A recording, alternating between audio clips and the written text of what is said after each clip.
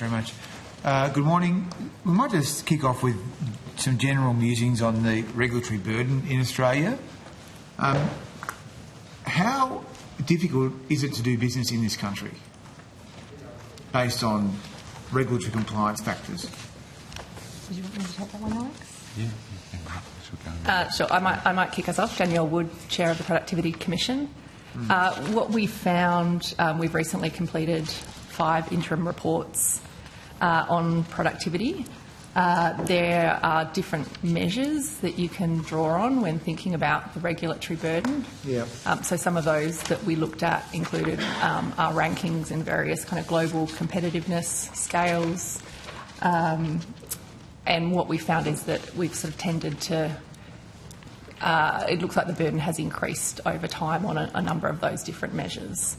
We're currently doing some further work for the government looking at what might be the best measure or the best set of measures you might use to think about those issues. So the OECD, the IMD, they do this sort of work.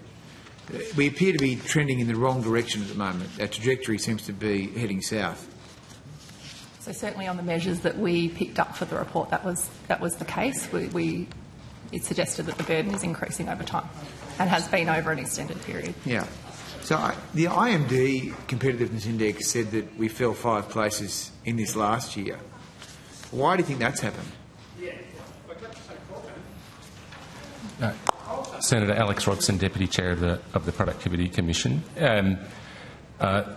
We haven't looked in the report specifically at the reason for that measure changing in the last year. What the general trend, though, shows over a number of years is that a number of measures, either collected by the World Bank or OECD, as you mentioned, have been going in the wrong direction, and that's the context in which we've constructed our report on regulatory burden and making draft recommendations to government. In the last Parliament, there was 400 bills that passed into law. There was 5,000 new regulations, compliance costs of billions of dollars, 4.8 billion just on the laws themselves. What impact has that had? So what the feedback we've gotten during our consultations from a range of groups, Senator, is that it does add to regulatory costs and the regulatory burden, including red tape and time taken for decisions and so on.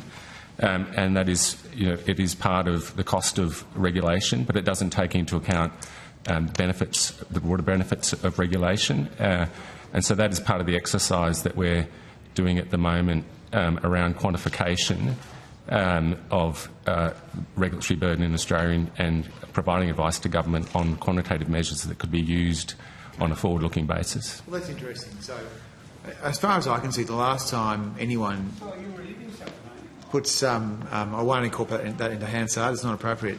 That last time anyone did any kind of macro analysis on the compliance cost impact on GDP was about 10 years ago or something. I think at that time red tape was considered to be worth about 5% of GDP. Is that the sort of work you're looking at updating? So it's more along the lines of a quantification of the regulatory burden. You could do it by GDP, or you could do it by number of restrictive clauses, or there's various measures that you could take. They've been done in Australia and around the world. Or you could just do a straight compliance burden approach and dollarising and valuing that. So there's different ways of doing it, and we're still considering those quantification measures. That's very interesting. So when will that be made available? So that'll go to government at the end of the year, and then final report, and then that'll be released in due course according to the government's decision. Okay, so the PC has its own sort of funny rules. Is that a report that goes? It's not a public report. It goes to government, does it? And then it gets tabled in Parliament. Right. So it goes to the Treasurer, and he is able to consider it. Correct. We're doing it as part of those 5 productivity reports I mentioned, the Pillar 1 dynamic economy. So it will form part of that report. Once we hand it to the Treasurer, it needs to be released within 25 sitting days. Yeah, that's what I thought. There's some legislation. So you give it to the Treasurer this year, end of this year? 12th or 13th of December, yes. Okay, and so then we would expect that sometime in February or March, perhaps, we might see it. Yeah, it's a decision of the 25 Treasurer, but days, within 25 sitting days. Yeah, well, you'd have to see it by, well, maybe you wouldn't. Well, Parliament doesn't sit much anymore. Maybe you'll see it in end of next year. But okay, but that's generally the approach on that. So then, what are the measures so far? We've talked about measures that have not enhanced productivity and in fact have added to the regulatory burden. What are the measures that the government have proposed which would improve productivity and reduce compliance costs? And there are a number of announcements coming out of the Economic Reform Roundtable that come to mind. Yep. In the first term, the government abolished a whole lot of nuisance tariffs, which was in line with the Productivity Commission recommendation. They've announced another batch will be abolished, and we certainly think that is a pro-productivity compliance cost reducing measure. Some of the other announcements out of the roundtable around streamlining environmental approvals, pausing and then looking at the National Construction Code. Those are the types of measures that we have advocated before and the government is progressing. So when you weigh up the abolition of a few nuisance tariffs against future made in Australia and 5,000 new regulations, 400 new laws, where does that balance sit? Well, I mean, we're looking, as the Deputy Chair said, we are looking at measures that will effectively give a picture of how that has evolved over time. Sure, but the nuisance tariffs, everyone thinks it's good to get rid of those, but it's pretty marginal, isn't it, given the scale of the regulatory burden?